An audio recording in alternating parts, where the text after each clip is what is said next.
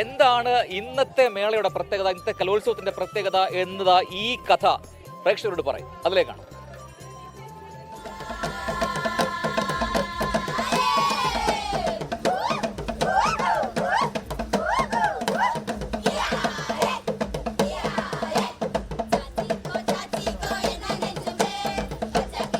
ചേലയുടുത്തുകെട്ടി മുഴച്ചുൾ, പാലക്കല്ല, പണക്കല്ല മാലകളണിഞ്ഞ് ചെവിയിൽ തോടക്കമ്മലും മാട്ടിയും ധരിച്ച് മൂക്കിൽ മാറ്റമു കുത്തിച്ചാർത്തി കുട്ടികൾ ചുവടുവെക്കുന്നു.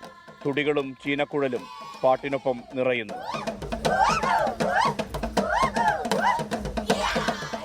കേരളത്തിൽ തന്നെ ജനസംഖ്യയിൽ ഏറ്റവും മുന്നിലുള്ള പണിയ സമുദായത്തിന്റെ തനത് നൃത്തമാണിത്.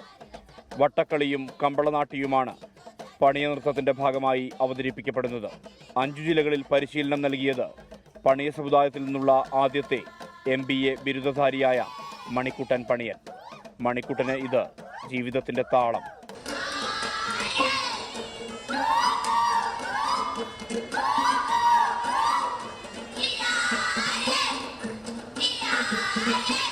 ഒന്നൊന്നര ലക്ഷത്തോളം വരുന്ന പണിയ സമുദായത്തിന് ഇതൊരു വലിയ സംഭവം തന്നെയാണ് ശരിക്കും. എന്താ വെച്ചാൽ ഞങ്ങളുടെ തനതായിട്ടുള്ള ഗോത്രഭാഷയിലുള്ള പാട്ടുകൾ, ഞങ്ങളുടെ ചുവടുകൾ, ഞങ്ങളുടെ കൊട്ടുകളൊക്കെ ഈ പറയുന്ന സമൂഹം ഏറ്റെടുക്കുന്നുണ്ട് എന്നുള്ളതിനുള്ള തെളിവാണ്. ഇപ്പോൾ നമ്മൾ പരിശീലനത്തിന് വിവിധ സ്കൂളുകളിലേക്ക് പോകുമ്പോഴും നമുക്ക് കിട്ടുന്നൊരു സ്റ്റാറ്റസ് ഉണ്ട്. അപ്പം അതിലൊക്കെ ഞങ്ങൾ ഭയങ്കര ഹാപ്പിയാണ്. ആദിവാസി മേഖലയിലെ അവഗണനകൾക്കെതിരെയുള്ള പോരാട്ടത്തിന്റെ ശബ്ദം കൂടിയാണ് മണിക്കുട്ടൻ്റേത്. ഗോത്ര വിഭാഗത്തിലുള്ള കുട്ടികൾക്ക് വിദ്യാഭ്യാസം നൽകുന്നതടക്കമുള്ള പ്രവർത്തനങ്ങളിൽ ഇദ്ദേഹത്തിന്റെ ഇടപെടലുണ്ട്. പണിയ സമുദായക്കാരെല്ലാവരും കലാകാരന്മാരാണെങ്കിൽ പോലും കല കൊണ്ട് മാത്രം ജീവിക്കാൻ പറ്റുന്ന ഒരു പറ്റം ആൾക്കാരല്ല.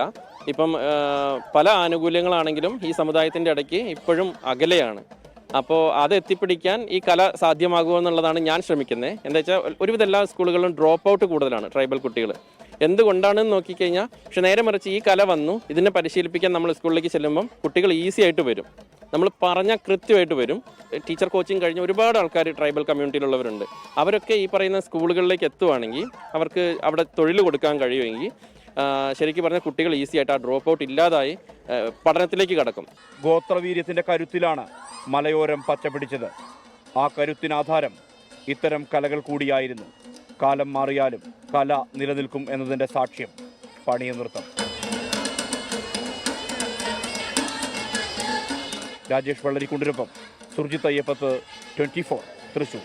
ലോകത്തെവിടെയായാലും ഏത് സമയത്തും 24 വാർത്തകളും ഓഗ്മെന്റഡ് റിയാലിറ്റി പാക്കേജുകളും എക്സ്പ്ലെയിനറുകളും വിശദമായി കാണാൻ ഞങ്ങളുടെ YouTube ചാനൽ നിങ്ങൾക്ക് സബ്സ്ക്രൈബ് ചെയ്യാം.